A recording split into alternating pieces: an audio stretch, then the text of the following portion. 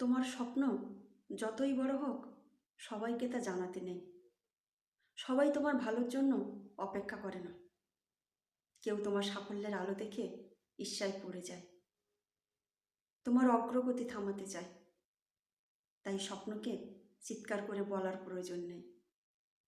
নিজের ভেতরের আগুনটা নীরবে জ্বালিয়ে রাখো। এখন যা দরকার সেটা একটাই, অবিচল পরিশ্রম।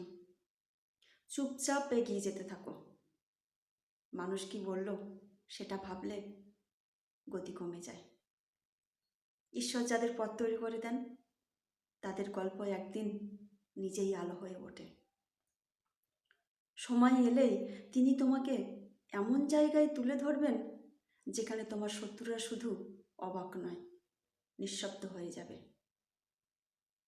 তোমার সাফল্যই হবে তাদের জন্য সবচেয়ে বড় উত্তর।